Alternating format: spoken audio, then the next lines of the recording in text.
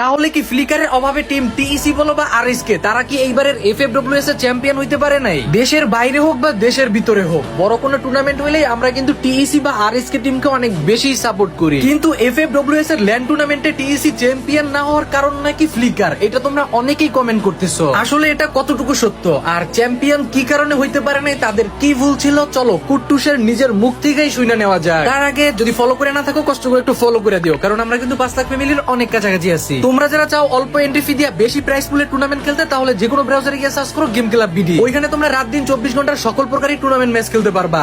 দেশের বাইরে যে কয়বারই গেছি কিংবা অ্যাব্রোডে যে কয়বারই খেলছি এজ এ চ্যাম্পিয়ন হিসেবে ওইখানে নিজের দেশকে রিপ্রেজেন্ট করতে গেছি, বাট খারাপও লাগতেছে যে আমরা চ্যাম্পিয়ন হিসেবে যাইতে পারিনি। সো এটাই, প্রত্যেকটা টিমই ইমপ্রুভ করছে, এটা ঠিক আছে, বাট একটা মেজর ফ্যাক্ট কি যে মেটা ফ্রি ফায়ারের অলওয়েজ চেঞ্জ হইতেই থাকে, মানে খেলার যে ধরন ওটা ডে বাই ডে চেঞ্জ হয়, প্রতি 3-4 মাস পরপরই চেঞ্জ হয়। সো এইবারের যে মেটাই খেলাটা হয়েছে ওটা হচ্ছে স্নাইপার মেটা। সো আমাদের টিমে ওই টাইপের ডেডিকেটেড কোনো স্নাইপার নাই। সো যেহেতু আমি সব রোলেই খেলার ট্রাই করছি আজীবনই, যে আমার টিমে যখন যেরকম প্রয়োজন হয়েছে আমি নিজের বেস্টটা দিছি। সো যদি ওরকম ডেডিকেটেড কোনো স্নাইপার আমাদের থাকতো, হয়তো আপনারা আগেও যেরকম দেখছেন যে ওয়ান সাইডেড ডমিনেশন রেডক্সের সাইড থেকে ওই টাইপের খেলাই দেখা যাইতো। আপনাদের একজন টিমমেট কিন্তু অন্য টিমে চলে গেছে, খেলার সময় কি কখনো মনে হয়েছে যে তার শূন্যতা বা ঘাটতি হচ্ছে?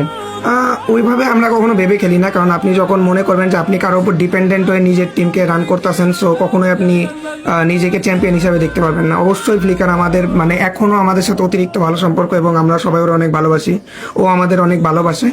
অ্যাজ এ ব্রাদার আমরা ওকে অনেক মিস করি, বাট অ্যাজ এ টিমমেট ওটা আমরা মিস করতে চাইলেও আমরা মিস করি না, কারণ এটা আমাদের মাইন্ডসেট যে আমাদের মাইন্ডে আমরাই অলওয়েজ বেস্ট। আমরা যে 5 জন আছে আমাদের উপরে কেউ বাংলাদেশে এক্সিস্ট করে না, সো এই জন্য ওরকম গাট ফিলিং আসে না আজকে।